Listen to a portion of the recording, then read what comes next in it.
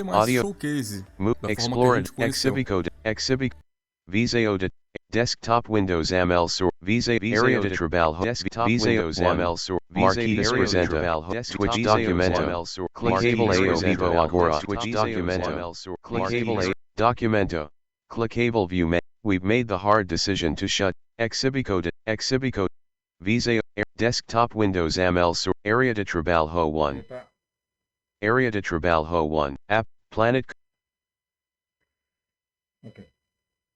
Beleza, galera? Mais um vídeo aqui no canal, começando um evento da Frontier Unlock do Planet Coaster. Lembrando, eu não vou estar usando o Play 5 por momento para fazer as transmissões, porque está complicado. Mas aqui você tá ajudando bastante. Espero encontrar uma solução em breve para esse pequeno obstáculo que eu tô tendo. Espero contar com seu apoio, seu like, seu comentário, compartilhar o vídeo, ajuda você no canal. E vamos começar aqui Frontier Unlock do Planet Coaster. Vamos lá. Planet Coaster 2 Deep Dive Number 3. Vamos ver o que temos nesse evento. Deixa eu ver aqui. Tá mutado. Mudo Adalho de Teclado. Mudo Adalho de Teclado M. Mute. M. Aí tá. Tá bom. Tá muito bom, né? 0033. Mute Keyboard Shortcut M. Mute. M. Deixa eu aumentar o volume aqui. Volume Deslizant 90% volume. 18% volume. 68% volume. Já no 68%. Tá bom assim. Volume.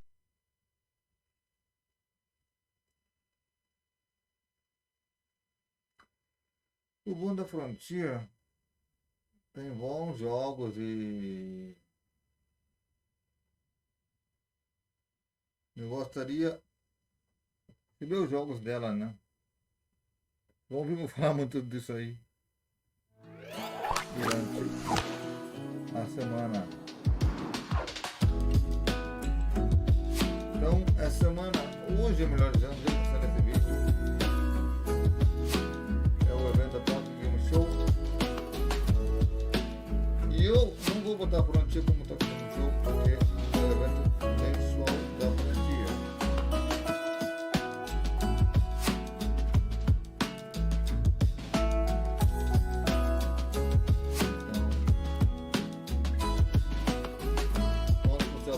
Seu like, comentário, compartilhar o vídeo, bastante o canal.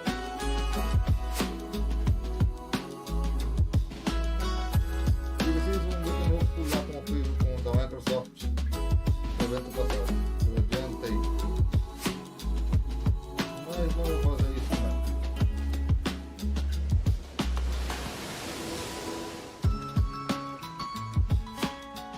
Eu esse aqui agora, antes de deitar, por uma outra razão.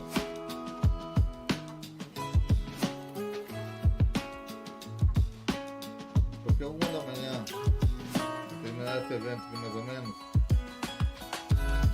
eu quero dormir e o evento vai só uma prontitude amanhã.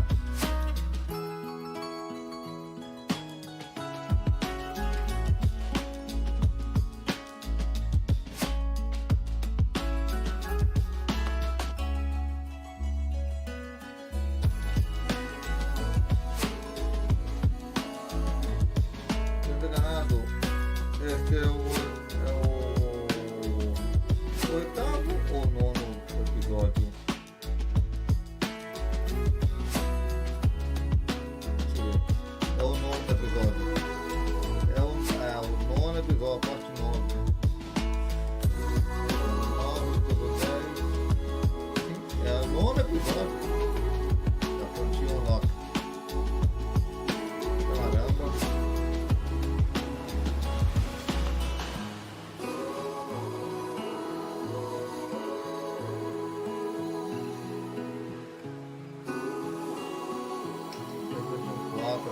Poderia até olhar pelo Play 4.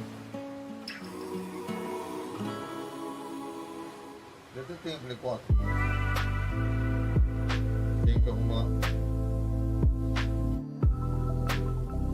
na minha TV.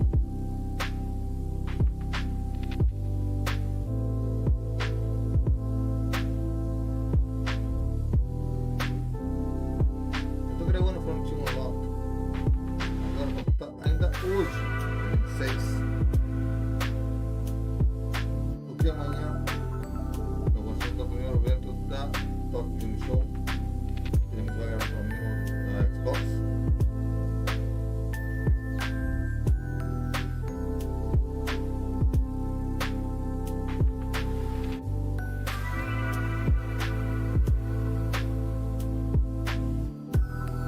E eu ver se consigo gravar os outros eventos que saíram hoje, né? De Open, Mandalay, do Xbox, da Top Game Show. Para poder fazer. E lembrando,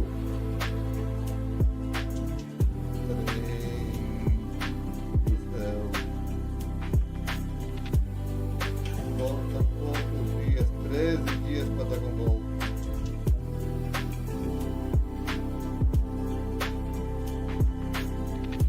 Dias e meio, vamos lá. 12 dias e meio, porque eu vou sair faltando 12 dias. 12 dias e meio. Para Dragon Ball Sparking Zero.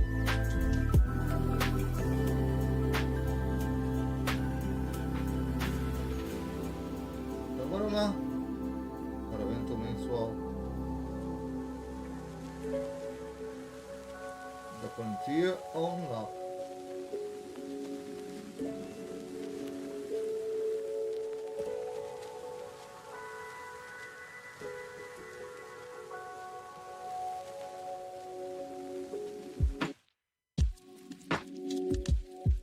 E lembrando vocês, deixa o like. Estou gravando um formato que é totalmente novo para mim. E é mais batalhoso. Eu bato mais em fazer como eu estou fazendo agora.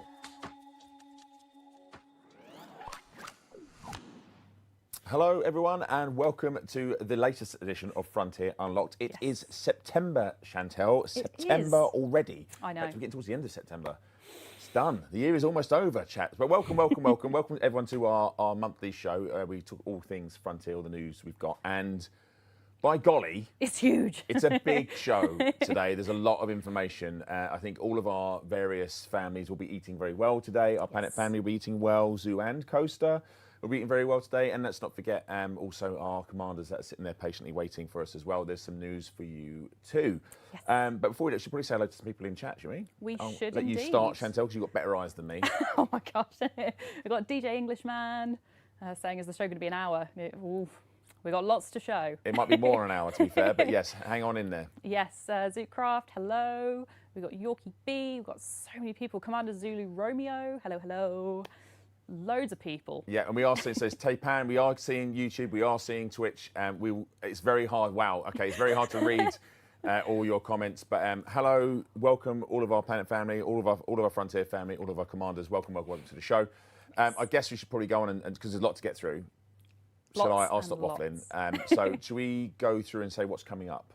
Yes. All right. So I'll start? Yeah, I'll go start. for it. All right. So after this, we have another world premiere of a deep dive number 3 for Planet Coaster 2. We'll be looking at some of the management aspects. And people ask us what's changed in Planet Coaster 2. Well, this will cover off pretty much all of your questions. And then following that, we have a very special guest, the wonderful senior executive producer Adam Woods will be joining me on the sofa to play through the same level from the deep dive, just to show you that it's a real level and it exists in the game, and then give you maybe answer some more questions that I might have and show you some of the rides that are in the game. It's really, really cool, and it's a really cool level as well to show you. So that's fun. And then after that, you're going to be talking to our zoo family, right? We are. We've got lots to share, and yeah, it's going to be very big. Lots of updates, lots of information to talk about. Yeah, I saw some fingers crossed in the Yes. chat, so you never know, maybe it'll pay off. Let's see. And then after that, I'll be joined by the wonderful Zacharama. It's not his real name, his name's Zach, but I like to call him Zacharama. I make loads of names up for people. But he'll be joining us to talk about Elite Dangerous, the Mandalay. We've got some treats for you there, and obviously Power Play 2.0. We've got some information. It's a big one. It's a very big show, but that's not all. We've got some housekeeping stuff. Chantel, do you want to go through some of the bits that we have to do? So we have our Twitch drops for our Elite Dangerous commanders, so you can earn the Stinger White for That's nice. the Crate Mark II and for the Anaconda as well. And you know. all you have to do is just stick around for the 20 minutes in order. That is a nice paint. I haven't seen this paint job actually. It's the first time I've seen it. It's a really nice paint job on 2 average ships. Joking, I'm joking. All right, we're okay. I'm joking. So yeah, just 20 minutes, and then you can do ! drops in the chat if you want more info on how you can claim them. And we also have some new emotes. We've seen a few people in chat already using them. Yeah, there they are. So we have Bodhi, which is our lovely happy shark. We have got King Coaster, who is laughing, and we also have Cigaro Guitaro with our little hype one as well. I'm seeing everyone in chat using them. Yes. And the other ones are still to come. So we have a they'll be Gulpy doing one. soon. They need to be approved by Twitch. They do. Don't know why. I mean, maybe Gulpy's giving Twitch a bit of hassle, but Probably. they'll be approved by the next show chat, and then you'll be able to use them all. But it's great to see. They're all going crazy. Wow, okay. You found them, chat. Well done. They are. That's them. That is indeed the emotes. So cool. All right. So We've got even more to talk about. We need have. to thank the mods. So thank you to all of our lovely mods who are in chat, helping us out every single stream. And we also have our lovely prizes that you can find out how to win later in the show. it's a smorgasbord. It's huge. It's a lot of stuff going on. All right, well, let's kick us off then. Let's waste no time. Let's go for our world premiere, Deep Dive number 3. Enjoy. Hello there, my name is Robert James and I'm a UI designer on Planet Coaster 2. And I'm Xander Payne and I'm a senior games designer on Planet Coaster 2. We're really excited to be talking about Planet Coaster 2 today. In this deep dive, we're going to talk about all the management features that we have to offer. So, let's get straight into our Swimpressive update.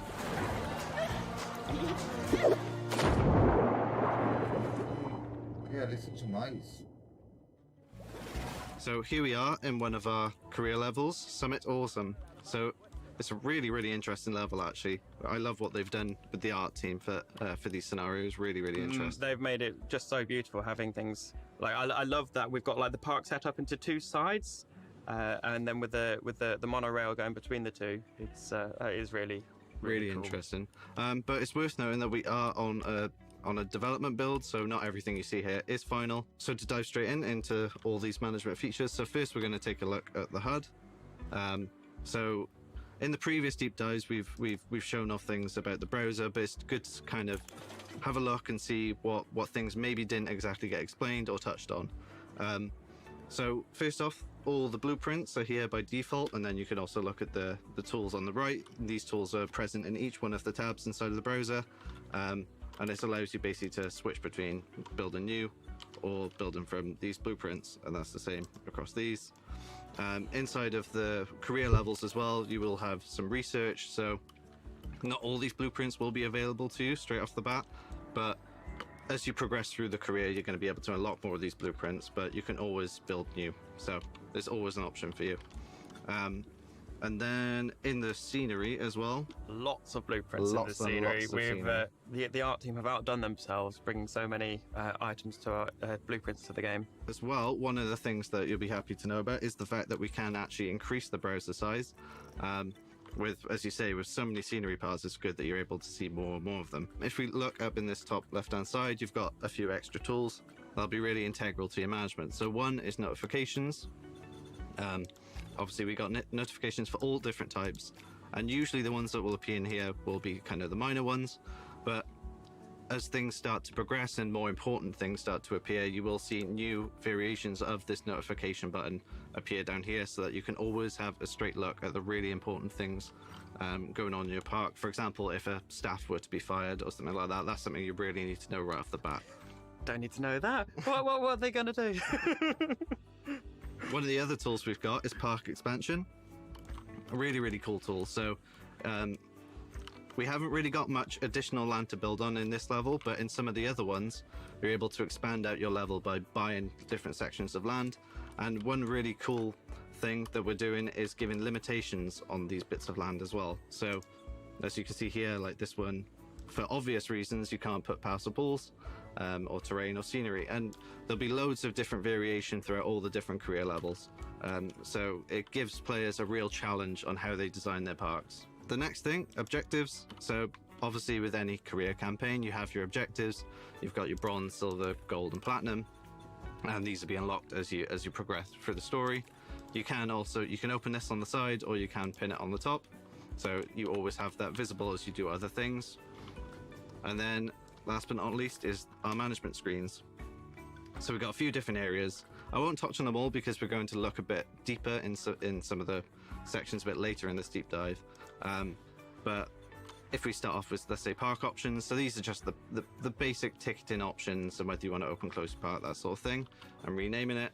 But one thing we've tried to keep integral within our management screens is this idea of sort of modular sections and having less information but showing more. So it's a lot more understandable for players, and if they want a sort of not necessarily diving really deep like you could with the info panels, this is supposed to be surface level, interesting things that can make you do quick actions. So another one, for example, park rating, a lot more clear than in the first game.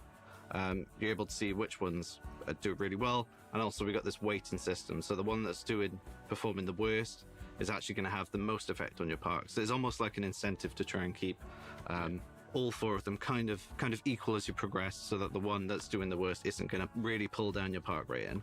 Very quickly on guests, you've got some different thoughts, and then it also says your guest needs here. Obviously the higher the percentage, the more you're meeting those needs. Yeah. So high is good, low is bad. Yeah. And Xander's going to really dive into this deeply in a minute. So the next thing we'll look at quickly is the attraction and shops. So this is just basically a big list of everything that's in your park. You've got these drop-down menus, so you can easily organize. You've got your different sorting abilities at the top, able to see prestige, income, price, that sort of thing. So you can see everything at a kind of global level within your park. And this is very similar then to the staff as well, where you can see all of your staff, how they're paid, names, locations, all that sort of thing. Research is what I briefly mentioned when I was talking about the browser. So obviously you're able to unlock all these different blueprints, and this will be done through this research screen, where you gain research points through your career levels, and then you're able to use them here, spend them to unlock different blueprints.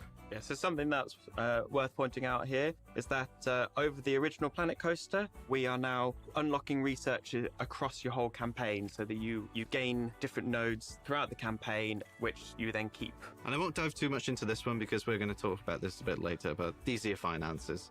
Inside of the settings now, we have added this accessibility tool to be able to increase and decrease your UI scaling. So if I apply it here, notice how everything got larger.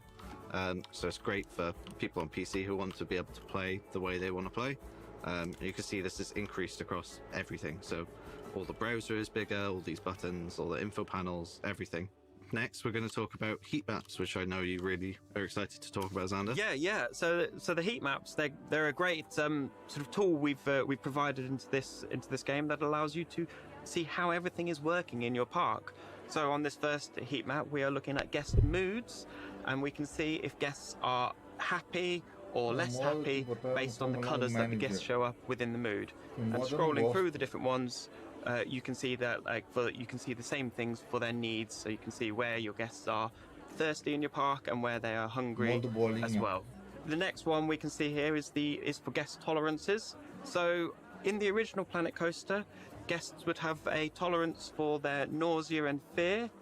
We have now got a few more tolerances, and the guests will assess your rides based on both the ride height, the speed, as well as the fear and the theming and the length of the queue. So different guests will be willing to wait for different lengths of time in queues, which is really cool. Yeah, really cool. And as well, we've also added more complexity to the staff as well. So yeah, we've got staff morale. As we can see here, if we zoom in on this little mascot guy, we've got the staff morale, got staff pay, and we have the staff breaks. Golpy looks like he needs to needs to go on a break. So yeah, it's not only guests that we've improved on, we've also improved on the staff as well. So the next one we're looking at is power. So power is a new feature that is in Planet Coaster 2, and this allows you to, well, power your rides. So it seems like logical. So I believe you've placed down a new coaster in this park. It might be on the other side. And over here we can see that it has not got any power, and it has a lovely little flashing UI icon for you. Okay, so we don't need a generator, we need a distributor. So we already have generators on this side, as you can see, since half of it is already powered. So we just need another distributor to basically increase this radius that has been made from the generators. So we need it. We're not artists, so this isn't going to be pretty. We will just put it down. We'll link it up to the system, really easy, and boom, there we are. So now we've got the water heat map, which allows you to see if you've got water running to all of your pools properly, and you can also see the water cleanliness, which is another feature of the water system. So the other thing you can do is then look at your profit, look at your finances, and these will then highlight all of your shops, your guest services, that kind of thing that will get you money over time, and you can basically see how well or badly they're doing. The next one to look at is the scenery, which I know is close to your heart, Sander. So do you want to talk a little bit about that? So scenery is something that's very important to the guests and to your park. So the rides themselves look at the scenery, and they will, that will increase the prestige of the rides. In the original Planet Coaster, the scenery system was often quite opaque, and the players didn't necessarily see how it was working. So in this one, after request, we have brought it up to the players in a heat map so that they can really see exactly what the scenery is doing and where it is affecting things. Yeah, it's really interesting as well, because we know that our players love the creativity aspect. So it's really good to kind of link this in between the more improved management systems that we're trying to work with. So you can make really beautiful parks, but it also has the impact as well. And then lastly is operations. So this is the sort of the wear and tear features of the rides, so how things are functioning. So we've got the condition, which tells you if the ride is working or if it's in need of assistance, basically. Yep. And then we got pool safety as well, which is basically if you've got these brand new staff types called lifeguards, which we will jump on after this when we start to talk about the pools. They basically just monitor and just make sure that all your pool is safe for all the guests that come across. So that is all of our heat maps so far.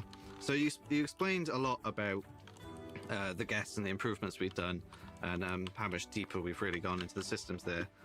But we've also got the weather as well, which also has impacts on guests, right? Yeah, so the weather itself can affect the guests in several different ways. One of the main ones being sunburn. So if you have a very hot park, you've been blessed with good weather, then your guests will start to experience things like sunburn. So it's important to provide the guests with sun cream, which can be bought from several shops, or to also provide shade and cover in the park so that they aren't exposed to the sun for the whole duration of their stay. And also on the flip side of that as well, when it starts to rain quite a lot, what do you need? An umbrella. Exactly. We're used to that in the UK, nothing but rain. So you want to make sure that your shops, you're providing these things. So you want to be able to provide the sun cream, provide the umbrellas, to make sure your guests are happy in all weathers. So here is an example where it is actually raining, and you can see the guests themselves have got their umbrellas out, and as this is Planet Coaster, you can, of course, sell umbrellas to your guests as well. Ombrinha. Yeah, not everyone is going to be so prepared for the rain. You'd always expect when you go to a theme park it's going to be nice and sunny, so if you are slightly disappointed by that, at least you can buy an umbrella in the park. And something that we wanted to present in Planet Coaster 2 with the weather is the predictability of it. You can see on the screen at the moment what the weather is forecast for the whole day, as well as what you should be expecting to see in the coming days. Guests will have multiple moods. They will enter your park mostly content, so they are just they're in a happy mood, and this is sort of relaying to the player that this guest has got nothing wrong and they are waiting to have some fun. But then moving on from this, you will find guests that are in a happy mood or an excited mood, which is based on the rides that they have been on. Have they been having a good time? And are they excited to go on more rides? But then to also add to the feedback section of moods, we have some more negative moods, which is based on if they're bored, if they're unhappy, if they're uncomfortable, and if they are desperate. Yeah, we've got a really interesting range of behaviours with these guests, so it's really cool to be able to see how they react and how you, as someone managing this park, is able to try and contend with those issues and try and meet their needs. We want to talk about the staff now, right? Yeah. Been a lot of improvements, but one thing of note is that now we have 2 new staff types. We have the lifeguard and the ride attendant. Given as we're just by a pool, I think the lifeguard's probably a good one to start off with. So the lifeguards will need to be near your pools, and they will be increasing the coverage of the safety rating in the pools. Yeah, so as you can see in front of you, you've got the coverage area of that particular lifeguard point. So on here, you can see what area of the pool is being covered when you place this one down. So here we go. Yep, we placed one down. And he will obviously look after the guests within this radius, but then the safety rating will start to decrease because you aren't covering the entire pool. The other staff type we've got is ride attendants. Now, in Planet Coaster 2, these are people that are actually staff you have to manage and control and tell them when to actually when to do their shift. Exactly. So that's just another example of how much additional control now we've got over some of these staff members. And yeah, we've talked about our integral staff, but we've also got a couple new mascots, right? So one of them is this really, really interesting bard with an absolutely fabulous haircut, I must say myself. He's got a lot of flair about him, doesn't he? Really, really. Oh, he's fantastic. I'm just sort of speechless in awe. Look at him go. But it's not just him as well. We also have the Viking as well. And he is absolutely Jim Goals, or she. I was going to say she in this instance. She in this instance. So obviously, when you spawn them, they come in male and female, so you get to see this different variation. And this goes alongside all the other new different mascots that we've gotten. So we got a nice new collection of mascots for players, which we hope they'll really enjoy seeing doing their thing around the park. So there's some more interesting staff features that we can talk about. One of which is the staff zone. Yeah. So the staff zones is a really great way to sort of paint out onto your park where your different staff are going to work.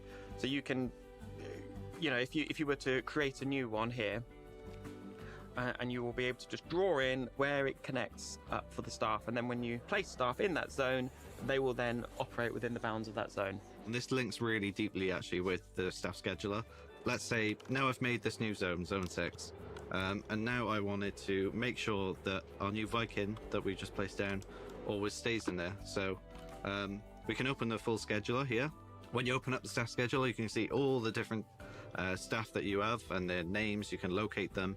Yeah, so that is something that is really sort of new over the original Planet Coaster, is the ability that you owe, or is the functionality of only paying the staff for the work that they do. So when they are not working in your park, you're not paying them for that. Yeah, it gives you a lot of control to really specify and sort of maximize your profits with this system. Exactly, and you can also go even deeper. So if I just chose, let's say, a janitor, for example, I can go into advanced settings, and then I can select all the things that I want them to do. If I go into the scheduler here, you can see they're all currently, I believe, they're unassigned to a staff zone. So if I wanted that staff to jump into this new zone I made for the plaza, zone 6, and then now he's there, and it inherits the color and the icon as well, so you don't always have to know the exact name of the zone, as long as when you send it up you're aware that, oh, the red area is this one, yellow is that one. Is another accessibility thing for us, basically. If we were to look at one of our staff members themselves, so on here we can see on their panel that they are content, they've got fair pay, and they have taken a break. So what this all feeds in is that the pay and taking rests within a day all feed into the morale system of a staff, which means that if you keep your staff happy, they will work more efficiently in your park, and if you don't keep them happy, they're going to leave your park. Okay, so now we're going to talk about the attractions. Yep, so as we mentioned earlier in the heat maps, the guests have different tolerances. And so guests will be examining your ride to see if it matches the tolerances that they have. To see how your rides match up with this, if you were to click on the ride for me. And then if we go to the testing tab. Yep. And on here, you can see we're currently on the live data, but you can also see the results, which tells you all of this information about the ride. Yeah, so we'll be able to see from our guests in the park, see and actually try and meet their needs, even for the attractions, which is really useful. So hopefully you can't just go in there free roam these incredibly crazy coasters. You have to kind of think about what your guests would actually feel about that, beyond the limitations of actually building the coaster itself.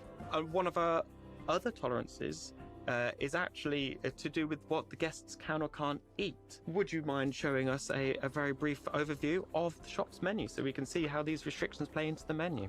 Sure thing, yeah. So obviously got a shop here, Chief Beef. Primarily does beef, to no one's surprise. So yeah, you've got your guest thoughts about what people have. You can go into the prices then. You can change the prices and choose what different things you'd like it to serve. So obviously you got a gluten-free burger, cheeseburger, plain burger, and then these dietary requirements, as you just mentioned, will appear now inside of these as well. So you know that when you select different items for your shop, you know that they're going to have you're going to be meeting the needs of some, but maybe excluding others. Yeah.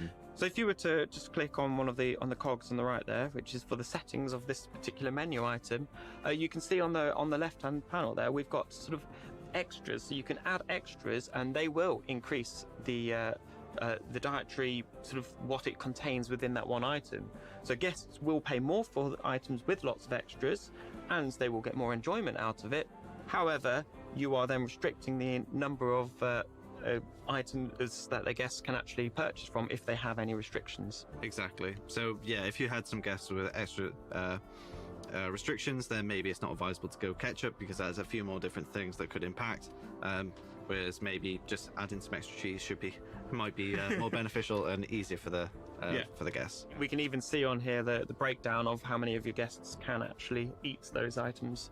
We did roughly touch on the power management stuff when talking about the heat maps, but do you want to sort of dive back into that a bit? Yeah, if we dive a little bit deeper into the power management, there's quite a lot to really look at. Central one, yeah, there we go. So with power management, you have multiple different generators that you can use, and you will need to place several generators as well to provide for larger parks. So, and then the generators will then connect up to the distributors, which we are now looking at, and the distributors will sort of say how much power they are able to place in an area, and then you can see how many items or shops and rides and everything are actually connected to that distributor. We've also got the solar panels as well. So that gives you a green option. So you've got these yet, and then you've also got... Yeah, then you can hook that up. And as you can see here, these items are showing up red. What this means in this case is that they are not actually connected up to anything else on the grid. So they're not, you've got a power generator that's not doing anything. You might want to make use of it. Is there anything different between the sort of solar and then the actual power generator? Yeah, so several of the differences you will experience is that the actual cost to sort of generate electricity will be different across the different generators, and also the costs to place them. So solar panels are significantly more expensive than your generators. So the next thing is the water supply. So very, very similarly to the power systems, we have the same sort of thing of having we have a well, we have distributors, and we got the pump. So the well and the pump are the things that draw the water. Yep, so these are your water generators. Yep. And then you then have a distributor which has a radius of effect, and that needs to hit the water around it. Exactly. So you want these to be near in your pool so that they have effect. We use the same systems that we do for power, so hopefully if you master one, you can master the other pretty quickly. Yeah. Cool. So now we've got our water system set up. You can sort of see that the pools themselves actually have water that, clean water that the guests will be happy to use. Exactly. So if you didn't have this in place, you start to see that the pools themselves would start to turn like a murky green. They really wouldn't be appetizing to the guests, and you find that they won't start coming to the pool because they think it's got really dirty and muggy. So having this in place will keep all those pools clean, and also for your flumes as well, because the flumes do require you to have the clean water as well. Yeah, and the more guests that you have going through into your pools, the more sort of filtration that you will need to have set up. So this is based on the throughput of guests. Exactly, and very similar to the power systems. Again, you have the things like being able to quickly use the panels to go between objects and seeing what's inside them. So hopefully, yeah, as we said, master one, master the other. The next thing we wanted to move on to was maintenance, right? Yeah, so maintenance, this is the mechanics and the wear and tear. So looking at the maintenance tab of the water pump, we have multiple areas, including the condition and the servicing. The condition is a familiar part from the original Planet Coaster, where it will start to degrade after a certain period of time, and then your device will break down. So the servicing is the ability for the players to control if this condition is going to go down or not. So you have the service badge, and this badge will sort of last for a certain amount of time, and if you don't keep on top of your servicing, the you will lose the service badge and the condition will start to degrade. Exactly, and so you basically you want your mechanics to be in the vicinity doing the exact thing you want them to do. You could do this through the scheduler, but equally, as you said, you could do emergency call if you want, and emergency refurbish as well. So you do still have this option in case of an emergency. You can press these buttons, but it's much more advisable that you go through the sort of scheduler and just ensure that a service is due. Like we can see, it's due in 108 minutes. So you want to keep on top of it to make sure that your conditions never drop too low. All right, so the final thing we want to talk to you today about is the finances. So these can be found inside of park management. You'll see little splatterings of this information all around all the info panels and everything, but a really good way to see the global view of how your financials are doing in the park is through the management screen. So if I go into the financial sections here, we did briefly touch on this earlier, but I'm going to show you a bit more about it this time. So you've got your park value, park cash, profit breakdown. As you can see, you've got this huge graph on the right. This is again something I mentioned before about trying to make everything really accessible to the players. So players understand everything when it's a lot more visually attractive. So we wanted to include these graphs. And when you first start off a park, you may not see it being this useful, but the longer your park draws out, the more you start to see these trends, and you get to see how it becomes actual useful information. If you really aren't doing too well, you can actually take out a loan. So the loan system here, so pretty simple. You take out a certain amount of money, and then, so let's say I wanted to take out Very large loan. a very large loan and pay it off with the rest of my life. So you take out this loan and then you get the debt acquired. You won't get any interest on this one, but there is a sales cut. So the way you pay it back is, rather than having to come in here and have to decide on how much you want to pay off that, it basically takes it out of your sales. So you never actually see the money being taken directly out. It's kind of like it gets taken off all the money that you receive. While the sales cut does take off the money for you, so you don't have to worry about it, you do still have that option to pay off if you want to, but it's a secondary option. It's not the main way that you have to worry about it. So you could carry on playing. As long as you're improving the performance of your park, it will actually get better and you will start to pay off. So this isn't something you necessarily have to worry about, but as you see here, you pay off your loan, it says how much of your park cash is left, how much repayment, and the sales cut. As you see, the sales cut itself will decrease based on the amount you pay back or the amount of loan you take in the first place.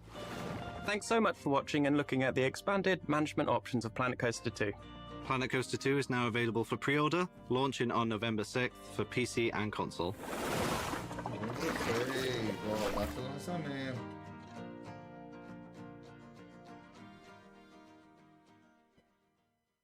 Ó, tudo que vem, ó. Que bonito. So there we go. That was the wonderful Xander and Robert talking about all things management in Planet Coaster 2 coming November 6th. That was a chunky asset, but we've got more because I'm joined by the wonderful Adam Wood, Senior Executive Producer. Thank you so much for spending this evening with me. Thank you for having me on again. That's right. It was always a a cosy pleasure. intro, wasn't it? It's, nice. It's lovely to have you here. Thank you.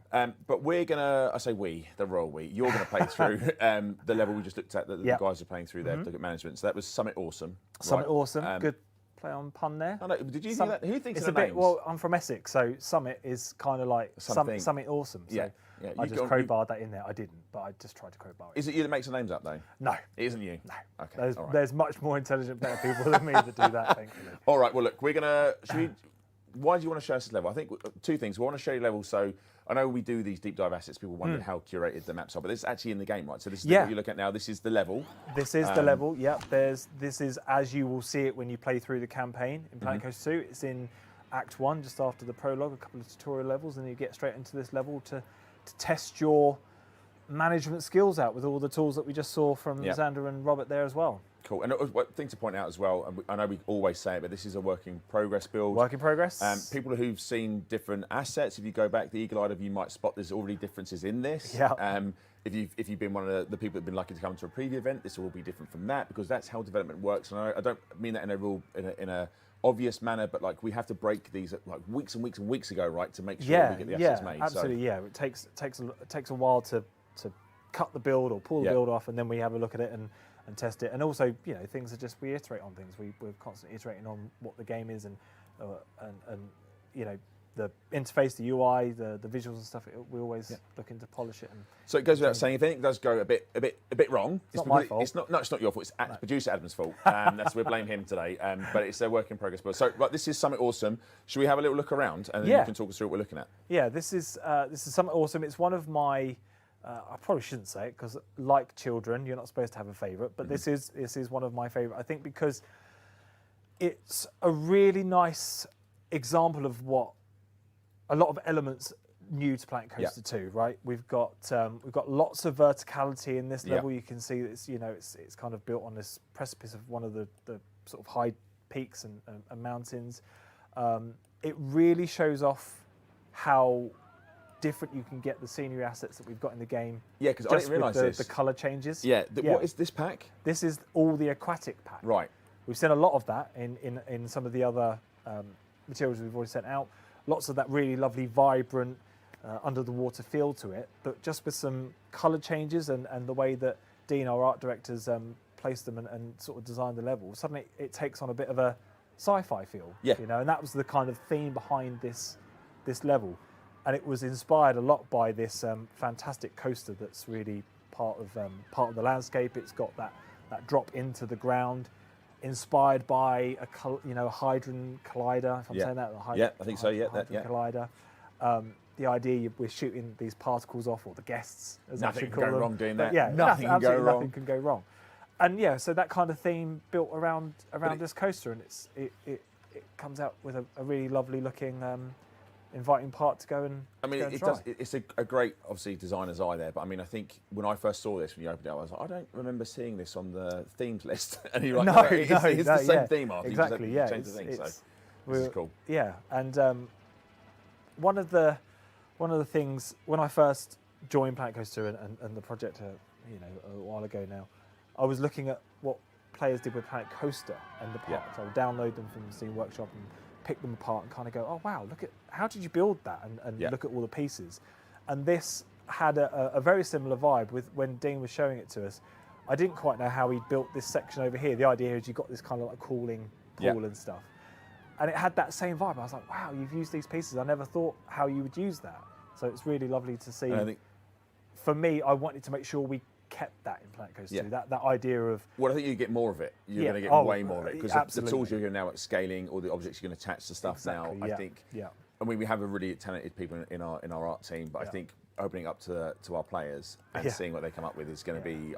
Within hours, I think we're going to see some real special stuff at the workshop. But it'd be cool. We saw that with the preview event already, is that kind of that element. And the other section that's really with this ride is the dark areas of rides that we can now get. So we've had some eagle-eyed people see what this new tech will allow us to do in Planet Coaster 2, and it's called global illumination. It's a tech that people are quite quite used to. It's based on ray tracing technology. Mm-hmm. You have to have the right hardware. So, for example, on PC, you're going to need an RTX card or the equivalent AMD, which I don't know because I'm an NVIDIA person myself. Oh, you're NVIDIA, yeah. Okay, Yeah. that's good. And it does run on consoles as well. And what that allows is this really natural feel to lighting. Yep. And most importantly, what that means is that we get. We're going to ride the ride. We're going to ride the We're ride. going to ride the We're gonna ride. yeah. If I can, we'll ride the second ride. Yeah. We'll ride the second ride. It gives you these dark interiors, Yeah. basically. Let's switch to the next train as we go up this chain hill. I'll turn that off as well. There we go.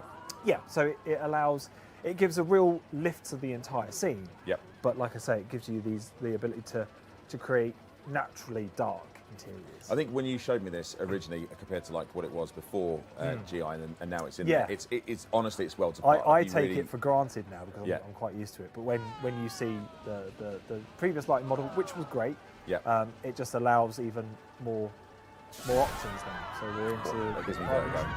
we get that really lovely dark interior, and then we come back out into the light again. Yeah, that's so. I mean, I think for me, we said it earlier on. When you come out the tunnel and you get the bright light comes in, your eyes adjust. Yeah. That's such a really Yeah. really lovely effect, Yes. and I think players are really happy with this. And also, some of the rides that players can make, and we're touching some of the stuff you get in pre-order editions and stuff like that, and in the game as well, the track rides where you can put them through dark areas and the swivel cars and. I think you're going to see that in some of our assets we're going to put out later on. But I mean, it's really, really cool to have that sort of feature put in the game and enhanced for Planet Coaster 2. Yeah. So Yeah, exactly.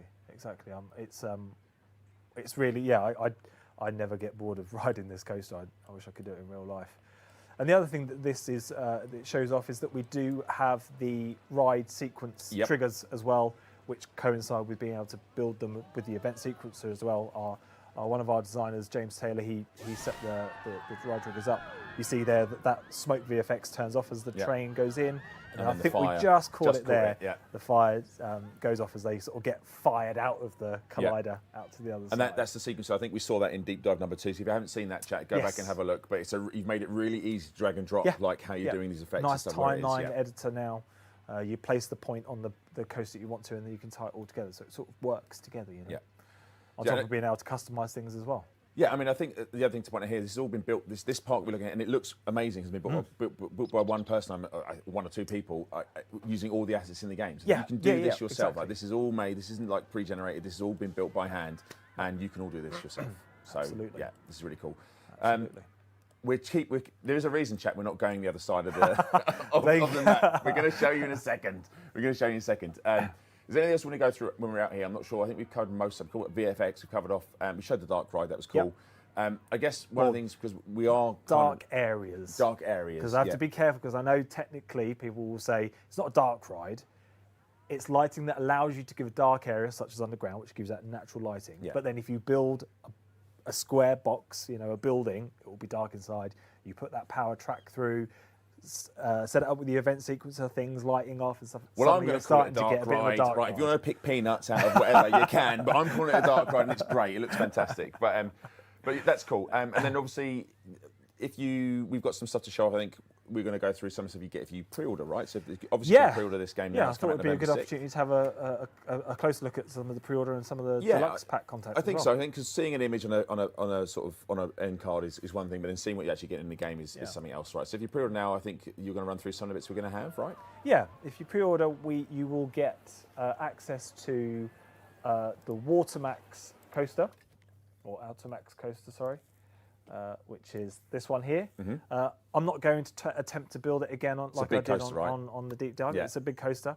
I have perhaps, spoiler, pre-built some other coasters. We'll have a look at it in a second. But yeah, you get access to this one. You'll also get access to no, that's in the deluxe content. Let me look here. The pre-order is the rotating ride. Yep. FD Vision, I think it is. FD Vision, which is under this one here, the FD Vision. So that's that's perhaps one. So these are the ones we're talking about, and we're not going to show it here because, like, you lay it down and you set your route you want to go down and what the, this what the is one carts that's can probably do, and they. a good candidate for a dark ride where you might want to put it through a dark area. Use your event sequencer, like I was saying before, to build up that kind of experience for your guests. Yep. Yeah. And you can also customise the carts as well, right? Yes. We've shown Yeah. so you All can of put these them down. things, like we've seen in previous videos, you can customise the cars on these as well. Yep. So you can start to theme it how you want to. And then on the flat ride front, you'll also get access to the cube. There we go. So if you pre-order, you get these 3 items just for pre-ordering, which you can do right now. So, And that's the cube. But is this new or is this a returner? I think it's new, isn't it? This is a returning one returner. from Planet Okay. Coaster, if I remember rightly. I don't know the list off the Planet Coaster ones off the top of my head, I'm afraid. But That was the question you I asked me think not it to is. ask you, and I've now asked you. It's fine. It's fine. That's We the kind of guy I roll am, with chat. it. Oh, we roll with it. That's fine. Let's hook this up really quickly, shall we? Let's just put a little cue path in here. I'm going to try and keep the sort of feeling of what he's got, what we've built with that sort of that lovely layout of the paths. I'll just connect the exit as well. Exit. Stick it down. Draw the line tool. Put that there. There we go. And then I'm going to change the colours as well very quickly. You're going to I'm match it? You're going to try and match yeah, it? Yeah, I'm going to take these colours here. Let's, as I was saying before, my old man eyes. Probably pick, I believe in you. yeah. Let's change that one. There we go. There we are. Confirm that. That's changed the back section. Let's keep. But that just shows you how quickly now you can do this now to match, right? So if you do want to start making this, we're talking to put that ride down, to path it up, and you now customise it. We're talking 30 seconds here, and that ride is down, and you're already customising it to make it fit your park. Exactly. So, yeah, exactly. Let's just take the grey colour as well, because we've got the nice accent colour of the sort of fuchsia. Is that the right word? I want to say fuchsia's correct. I think that's correct. I don't want to argue with that. People will tell us different. There we go. And then, of course, because I've now got it, it's in my palette, so I don't have to keep copying it across. Perfect. It's there we just go. Now and then there's one more blue. Let's just change that over. Confirm that. And there we have one that sort of sits within the theme of the level if I choose to, right? Yeah. It's and it's telling us we haven't got power, but we know we can hook up to power. But I mean, that just shows you how quickly that is to put down a ride, customise a ride, and path it up. Yeah. And that, I mean, honestly, that's taken, I don't know, maybe a minute tops there, and that was, that's not even. And on the power, actually, we do have a selection of power blueprints now as well. So we've okay. got the piece by piece where you can choose a generator or a solar power and then decorate it as you want to make sure that the scenery, sort of the negativity around the scenery isn't too bad for your guests. Or you can choose to pick one of these lovely little blueprints that we've set up for you now as well. So again, a little bit of extra accessibility, quick and easy to place power down now. Yeah, awesome. Right, so that's the pre-order stuff. So all those 3 things you'll get if you pre-order it. However, if you pre-order or if you order the deluxe edition, I keep saying it Dulux, it's deluxe. I don't know why I can't say it correctly. Yeah. But you get a lot of stuff. You do get a lot of things. And now again, this is all true. 20 minutes before the stream, you built these just really quickly. I did really quickly, just quickly. Pop these so down. Please don't judge assess my design. coaster building skills based on this. But you get all of this content in the deluxe edition. So do you want to run us through what we're getting here, Adam? Yeah. What you get is it's the vintage rides pack, so it's very kind of themed around that traditional vintage set of rides. So you get 3 wooden coasters. You get the Wild Mouse coaster. We'll just get this one testing as well, shall we? Which I've just built a little version of it here. You also get the side friction wooden coaster by Eddie Fun Mitchell Company. Okay, yeah, big fan. Big fan of those. Big fan of yeah. those guys. We'll get that one testing as well. Which is quite an interesting one to build because you've got different restraints because of the technology based on the coaster. It doesn't sort of bank as far. It doesn't. The chain hill is not as the slopes aren't as high and whatnot. So gives you a different sort of challenge. More to build. challenges to just slapping down a ride and making it work. Exactly. You also get the City Peninsula wooden coaster as well. We'll get this one testing. Which is a bit more extreme. I quite enjoy.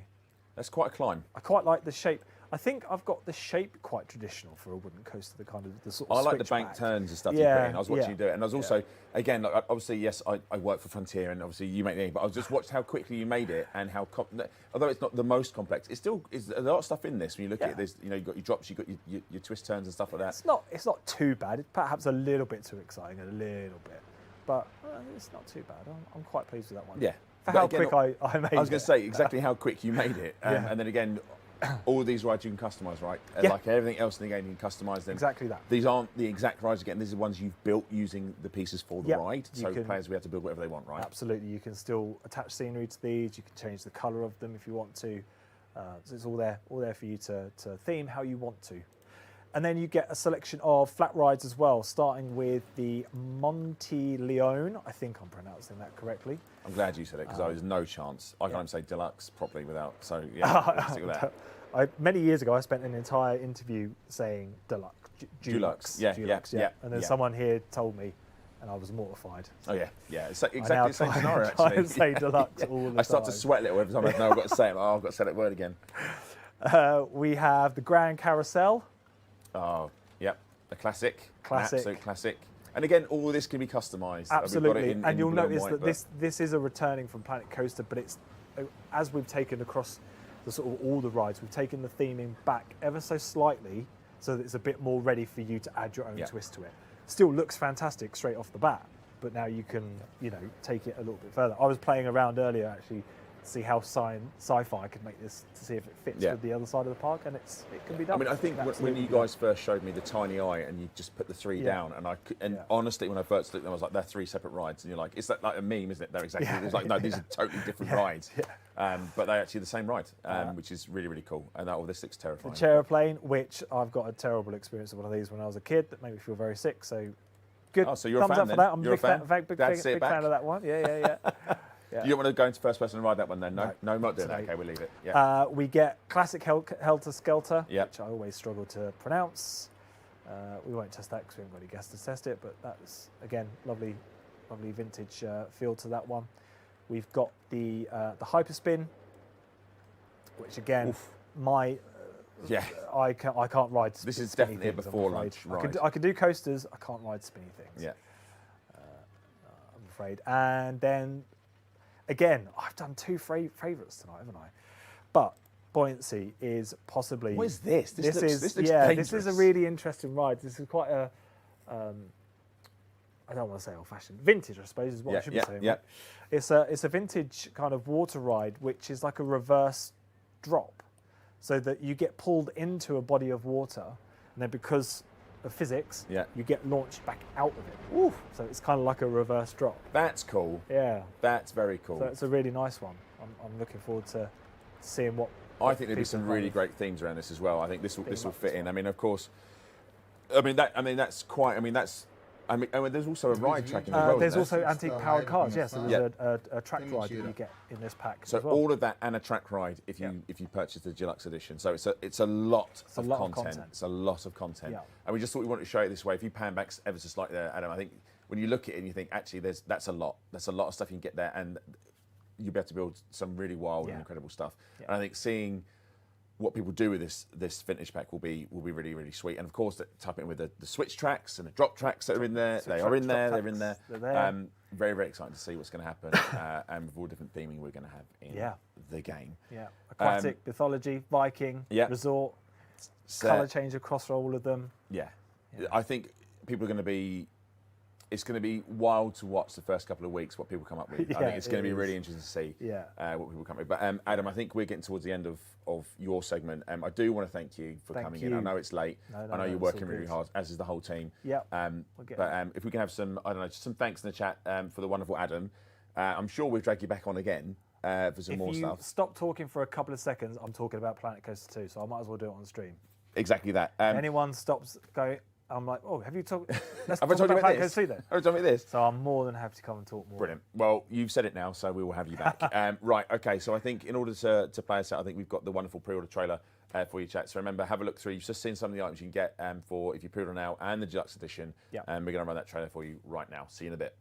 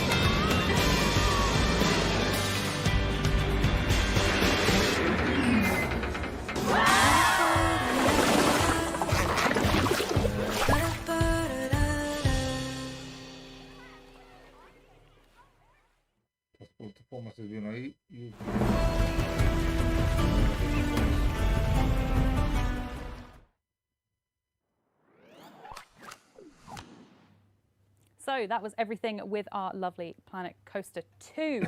So much there to show. Right, before we continue with the rest of the show, we have got our giveaway starting now. So we've got lots of stuff to give away. What have we got, Arthur? Well, we've got the standard cap for Planet Zoo. We have the beanie for Elite Dangerous. We've got some pin badges, Zoo and Elite Dangerous. We have a Corsair HS60 haptic headset. We've got a HyperX keyboard. We've got a Planet Zoo vinyl, and we've got the wonderful Planet Zoo press kit, which has got like the Stanley cup. Yeah, the Stanley-esque cup. It's not an actual Stanley cup, but a Stanley-esque cup. There's a lot of other wonderful bits in there. It's all yours to be won if... So, in order to win this wonderful bundle, we need you to type in !PlanCo2. So this is a competition for Twitch only, unfortunately. Sorry, YouTube. So all you need to do is type in !PlanCo2 with an exclamation mark at the start. It's all lowercase as well. And if you want to learn about the T's and C's, then visit frontier.co.uk/legal. So with our lovely giveaway starting, we are going to talk about Planet Zoo. So we've got Planet Zoo now, and then we've got lots to come for Elite as well. Big show. Told you it was a big show. Big show. So last month we talked about the pre-order bonus pack that was released for Planet Zoo console. So that was featuring our lovely Thompson's Gazelle, the Pygmy Hippo, and the Komodo Dragon. So that came out on the 5th of September, and it's available for you to pick up now. We have also launched the physical, grab it from behind here, ta-da, one I prepared earlier. This is the lovely physical edition that came out yesterday for Planet Zoo console. So we've got it here, it's for the Xbox Series X, and then behind me over here on the shelf, we also have the PS5 one. So they are out now to buy in all good retailers. We've got them. Let me put that one here for you. And on top of that, so we had the Arid and Tropical bundle for console, and that launched today. So we have a lovely little trailer that we want to show you for that. Which will run in a second. Which will run in a second. We're just going to... It's running now.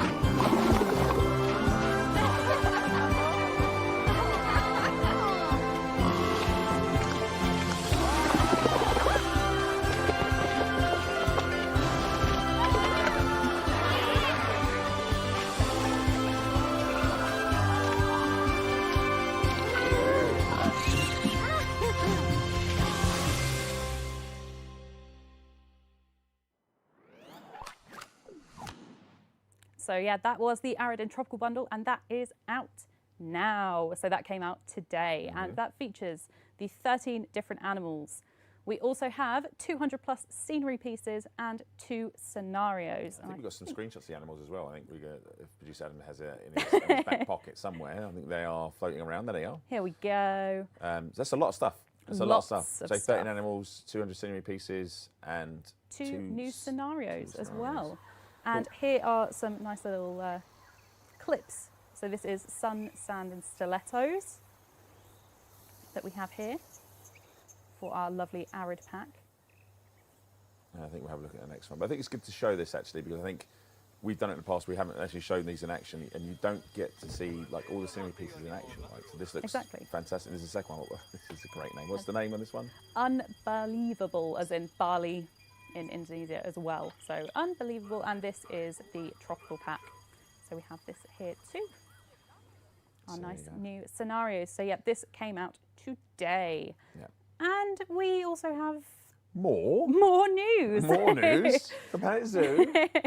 So the team are so excited to talk about this, and it is going to be a little glimpse of our African leopard. So this is going to complete the big 5 for our Planet Zoo PC players. Here we go. And that's yes, a free update, right? Free update for all of our wonderful PC players.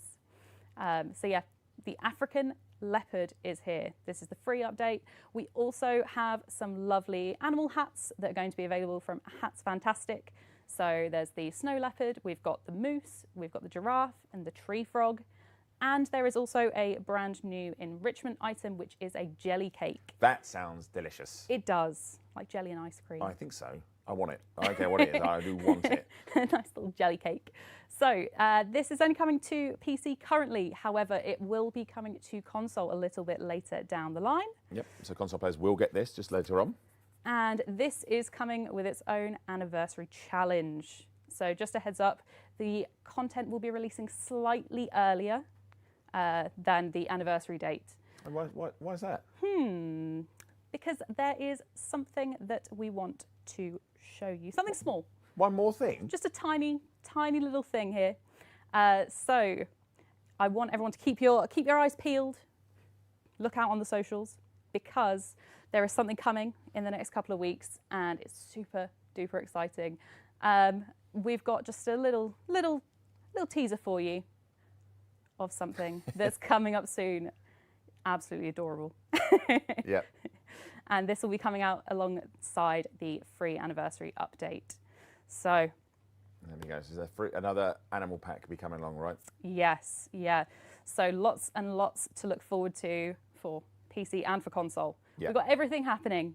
Yeah, we've got a free update. We've got a new animal pack coming along. More details we share on that later on down the line. Keep your eyes on the socials.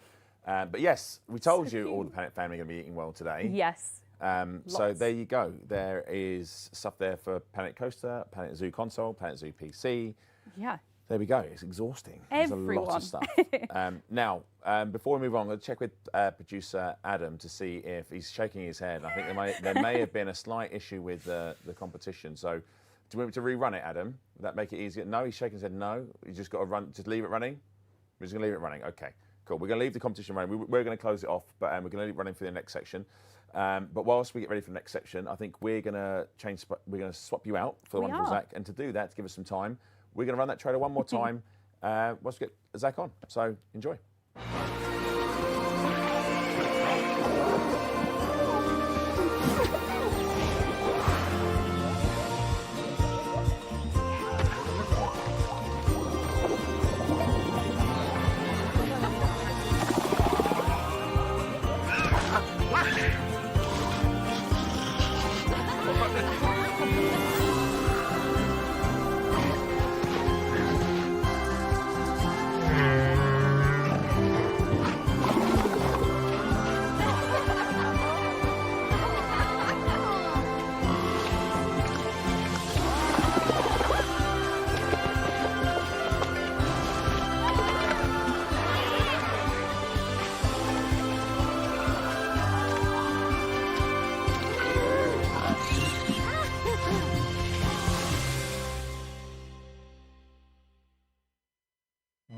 Não.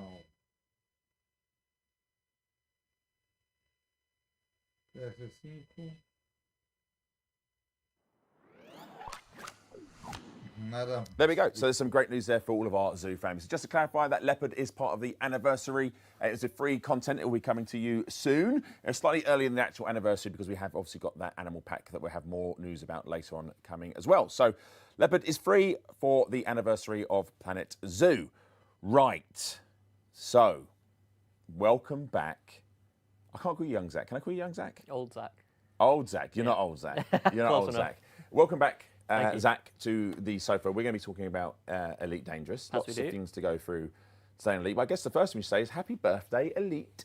Because it's 40 years. 40 years old on September the 20th. Yeah, 20th of September. So just at the end of last week. Yep, 40 years of the Elite franchise as a whole, which is the Ruby anniversary, as you may have guessed, chat, if you've seen anything over the past week.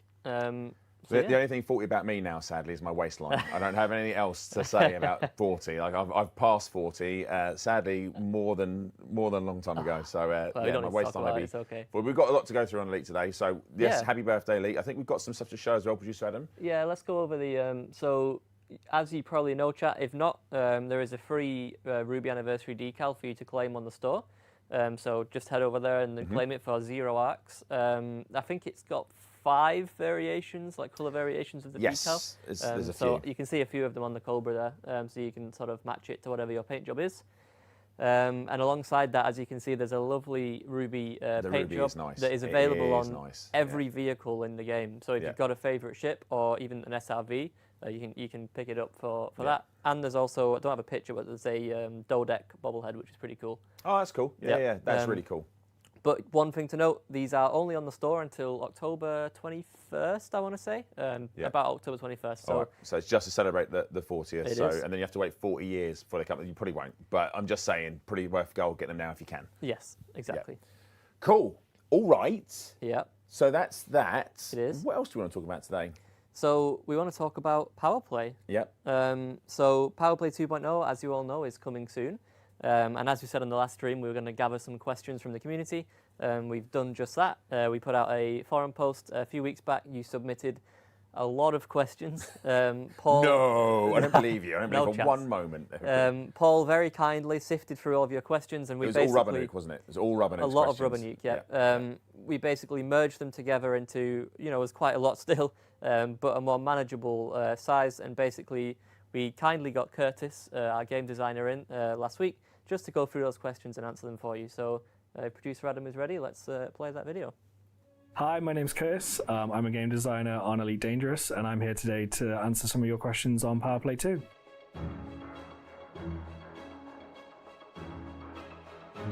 So actually the majority of activities that you can already do in game will be part of Power Play now. So for example, players that like trading for profit, or they like going salvaging from wrecks, all of these will be activities that you can do in Power Play as long as you are pledged to a power. So we're going to include a lot of the on-foot activities in Power Play 2. So for example, you can go to an enemy settlement and upload some spyware, or the biological samples that you can collect while out exploring can be handed into a power contact at one of your systems for Power Play activity. Player de video do YouTube mtila shayakla cable 1 minutes 20 seconds of 1 hours 27 minutes 49. Initiar Janela, Pesquisar Janela, Cakexa de Pesquisa Edico Pesquisa, Exhibico, V, Area de Trabalho 1, App, OBS 28.1.2, 60, OBS 28.1, Barrett, PS Remote, Exhibico, Pop-up, Live, 1 hour 13 minutes and 36 seconds. ADV Audio, Exhibico de Tarfa, Viseo de Tar, Area de, Applic, 8. Planet Coaster 2 Deep Dive Number 3, Mandalay News and more from Planet Zoo. Mais de 1 hora, uau. So not at launch. It is something that we will be monitoring after Power Play has gone live, but it's not something that will be coming day one. So one of the first things that players will notice when they log into Power Play 2 is that they are going to be unpledged. So they're going to have to re-pledge to their power. This won't incur any penalties for them though. The other thing is that we are going to be taking a snapshot of the galaxy when Power Play ends. So that when Power Play 2 starts, we've got about a 99% retention of systems for each of the powers. No, so you'll be confined to only one power when you pledge. However, you can leave at any time without penalty. The only thing is that you will have to restart the loyalty ranking again and lose access to any of the perks that you gained in your old power. So there have been a few additions to the system regarding power NPC agents. So one thing that players will notice is that there are now power security hanging out around stations and nav beacons in systems, and these security really care about what power you're aligned to, whereas like your normal security won't. So you may find that you're attacked by power security if you're in the wrong place, but the normal security won't. besides changes such as these, there's no overall change to the crime and punishment system.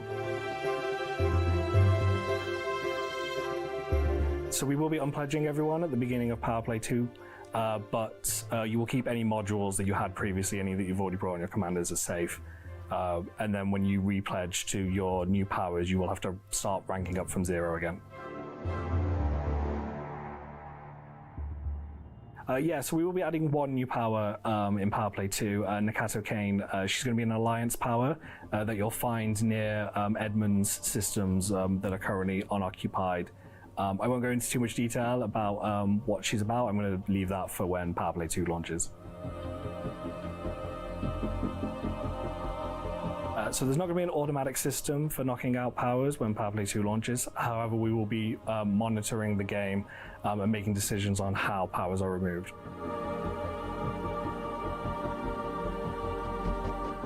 So we're removing the link between governments and powers in Power Play 2, so you won't need to have a government that doesn't match your power's superpower in order to properly maintain control of your systems like Aisling used to.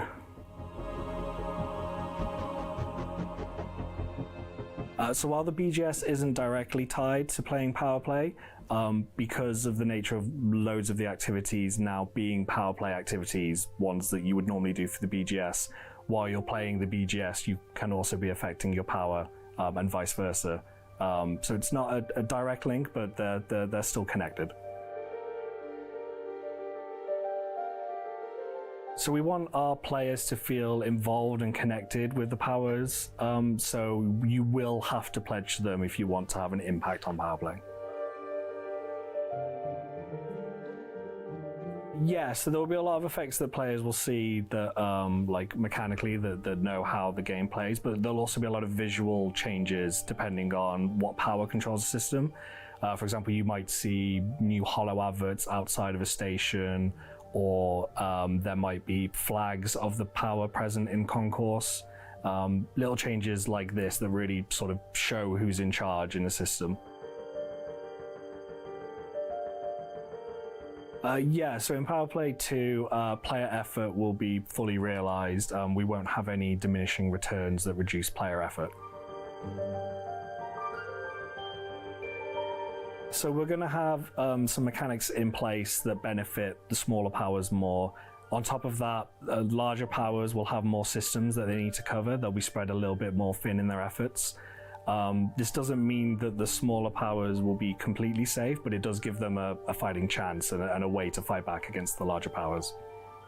Thanks for sending in your questions. I can't wait to see how you guys get on with Power Play 2 when it releases in October.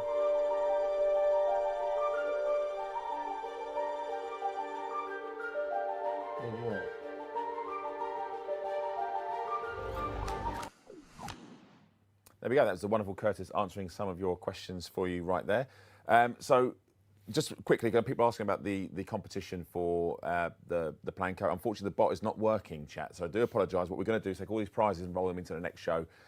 Nothing we can do about it today, so apologies. But so stop typing playing code 2. We can't do anything with it today, but we will keep the prizes for the next show. So thank you very much for Curtis. We are going to be putting up an FAQ, not FAQ, but it's like a questions thing on the website, right? Yeah, tomorrow? So basically tomorrow morning you can have basically the written version of Curtis's answers with some more that we didn't get around to. Curtis didn't have time to answer everything, so there'll be some more questions as well on the website for you to have a look at in the morning. So have a look at that in the morning. Right, but that's not all for Elite Dangerous, right? Because there's the small matter of the Mandalay, right? There's something else happening. Yeah, there's a Mandalay. As we announced on, was it the last show? It was. We said we were going to try and get some footage, but boy, did the team deliver, right? Yes, as always, the team and Chris Gregory especially delivered. So when producer Adam is ready, I guess while we talk about the Mandalay in a bit more detail, should we have a look at it in action? Yeah, why not? As always, chat, this is work in progress. Not everything is final.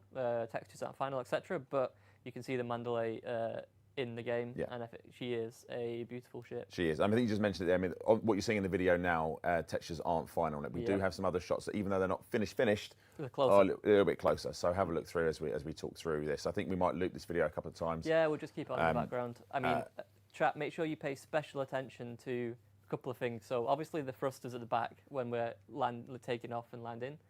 and then the cockpit. Cockpit's Just keep an eye cool. on the cockpit. Cockpit's We've had cool. a few questions about the cockpit since we revealed it, and I think you're going to get some pretty cool look at something right here. Yeah. Let's talk about stuff. Yeah, it's all that stuff, but keep an eye. Listen, but keep an eye. Yeah. Okay, so Zach, first question, I guess. What type of ship is the Mandalay? Yeah, so as we said on the last show, the Mandalay is very much an exploration ship. Mm-hmm. And I think the reason we decided to make that ship was basically one part was we'd already done, combat and trade. We wanted to give, the exploration players something in the new wave. And we also, we felt that a lot of commanders kind of would end up using the Anaconda to get maximum the Explorer jump range. Conda. Yes, the Explorer Conda. Even if they wanted to use a smaller, more nimble ship, they kind of just felt some commanders felt that they had to use the Anaconda just for that maximum efficiency. So the idea here with the Mandalay is that it's the best of both worlds, right? So when you're maximizing your jump range, it will beat the Anaconda, and at the same time, it'll be nimble to fly. So right. So maybe this is the end for the Explorer Conda. Who knows? I don't know if we can ever say it's the end for the Explorer Conda. Yeah, the Explorer Space Sausage. So where does this sit amongst the other exploration options? Sure. So you'll find that the Mandalay will, as I said, if it beats the Anaconda, it's going to beat all the other ships in jump range. You can expect it to be as nimble, if not a bit more nimble, than the Diamondback Explorer, which is a big win. And another big win, it also has a size 6 internal, which means that the fuel scoop and performance will match the Asp Explorer. Okay. So I think it's very much, I think that'll be a big deal for chat, but it is very much the next generation of exploration ship. Yeah, that's. I think pushing it above the Asp is the thing. Because I spent loads of time in the Asp. I think I've said it's the ship I've spent the second most amount of time in is the Asp Explorer, and this would move me away from that. Also, this does look nice on the Asp Explorer. So how does it fit on a medium pad is a question we get asked a lot. It's the second time I've heard this. How does it fit on a medium pad? Yeah, we had a lot of commanders sort of trying to, play around with Photoshop and scale things around. And to be honest, chat, you got the scale wrong. So it does fit on a medium pad, as you can see. It's pretty close. The wings are pretty close to the edge, but it does indeed fit on a medium pad. So don't worry, guys. Yeah. And so obviously this is one of the new ships. So SEOs with this, how does this help with exploration? Yeah, it's to some extent it's obvious, but the Mandalay of the newer ships is going to be actually the slowest in SEO. Okay. But it has the best fuel economy of the sort of makes sense, right? Ships. You're going further, right? So, yeah, so you'll be able to go further. It's also going to be the smoothest ride yet of the new free ships under SEO, which is great. Obviously, explorers, like you said, care about their fuel a lot. So it means that they can be kind of less worried when they're out running about, and obviously with the big fuel scoop as well, even less of an issue. So, it's really going to be ideal for those commanders that want to, maybe you've landed in a system and there's an Earth-like and it's really far away, right? That can happen. Yeah. But you're going to have the Mandalay will get you there pretty quick still. Cool. I think we've got some images as well of the Mandalay to flick through. I think if producer Adam can put some of those. I'm not sure if these are the ones with the. Yes. Yeah. So these are the ones with the almost finished textures on, so you can sort of see the difference as we flick through this, and again the difference it makes straight away to the ship. It already looks beautiful, but again it's just that iteration that the team do. Whilst they're flicking through those, what else could we use this ship for potentially? Yeah. So. It's definitely not a combat said this ship. last time there's like someone still killed a Hydra Hydra in a Type 8. Yes, I know. But it is fun to give it a try. Purely thanks to its maneuverability. I've seen people in the chat saying it is a combat ship. Look, I'm going to say it's not a combat ship, but give it a try. You do you, babes. If you want to go out there and fight in that thing, up to you. But there will be players that go out, they'll take down a Hydra in this thing. It will happen. If you're going to do it, how would you approach combat in this? Apart from running away, because that's what I would do. How would you approach combat in this ship? Speaking of running away, right? It's a fast ship. So in a lot of cases, if you do want to run away, you should be able to outspeed your opponent or outmaneuver them long enough to charge your FSD, right? So that's one thing. If you do want to engage, though, like I said, make sure to take advantage of that maneuverability, which is especially good on the. I believe the yaw in particular is good for this, especially as a medium ship. It's got great yaw. Okay, but if we're talking about fighting, how many hard points does the ship have? Here we go. So it's numbers time, chat. So the ship has 4 medium and 2 small hard points. So there are 2 on the aft section in the centre, 2 under the wings close to the body, and the other 2 at either side of the cockpit, just set back slightly. Reason we basically know that explorers are sometimes a bit worried. Maybe they've been out, exploring for a long time. They come back to the bubble. we wanted to make sure they didn't feel completely outmatched, you know, with whatever they come up against, if you know, some nefarious people out there. Yeah, and I guess so. What are the other optional internals you might have on the ship? Okay, more numbers. So it has 3 size 1s, 1 size 2, 2 size 3s, 2 size 4s, 1 size 5, and 1 size 6. So that means basically that you can have multiple SRV bays. There's room for a large fuel scoop and the Guardian FSD booster, as well as basically anything else that you want to take out exploring. God, I think chat is still challenging that it's not a combat ship. I'm like, okay, all right, Everything's fair a combat enough. ship. We try, but We try, everything's a we combat try. ship. Yeah, can we kill it? Is always the first question. You Yeah. probably can put a big gun on it, or a medium. Is there room for SRV and fighters? I think we've covered this off, right? But Yeah, so there's no room for a fighter bay just purely because the ship's too small, but you can definitely fit a number of SRVs in there. I think you can have up to 3.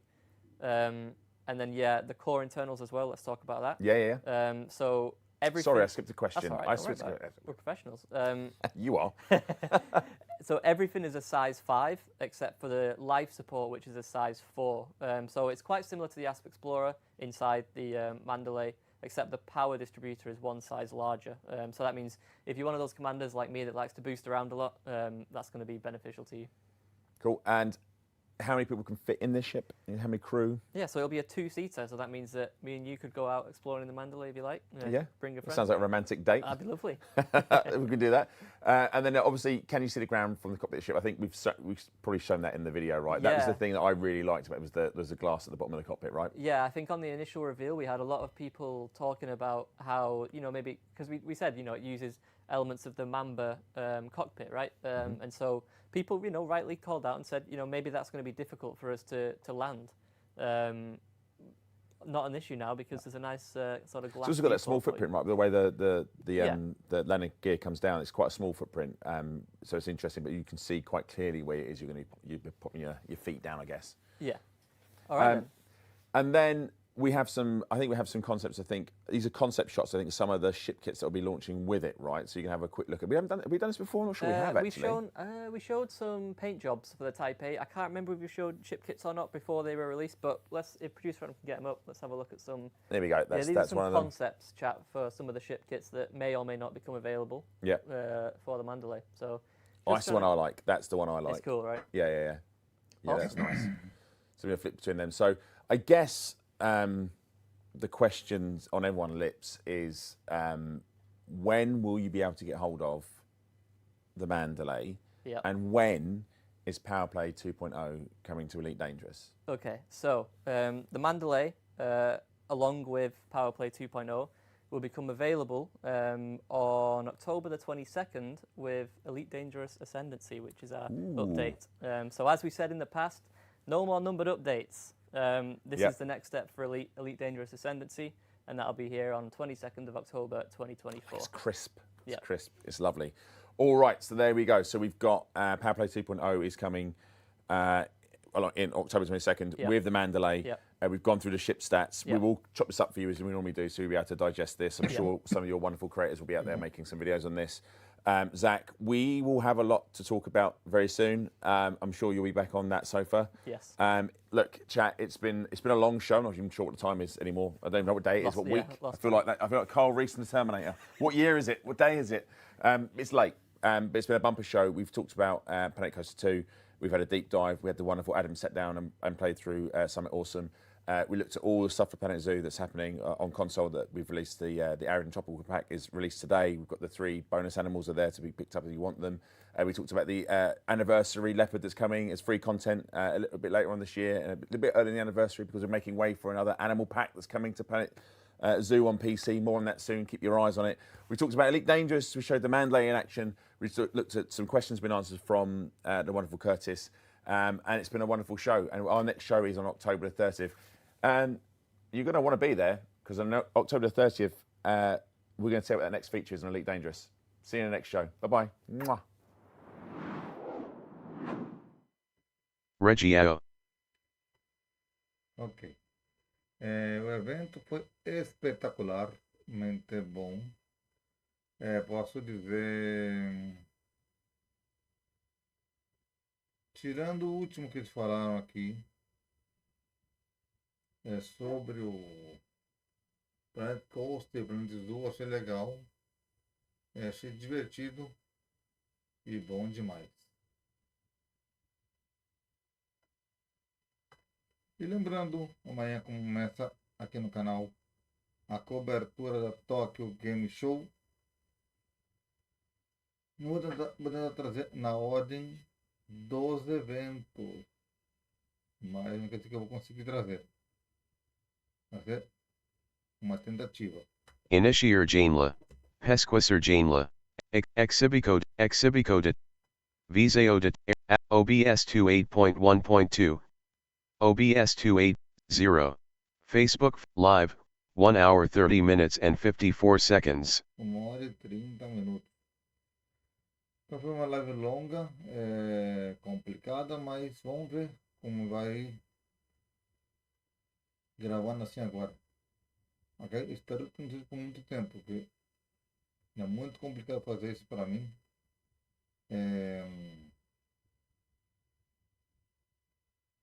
Eu tenho gostado e amanhã nos vemos na Tokyo Game Show. E justamente no dia do Tokyo Game Show. Valeu, galera. Beijos. Eu fui. Interromper transmissao. Até o próximo vídeo. Tchau, tchau. Interromper transmit. Initiar gravaco.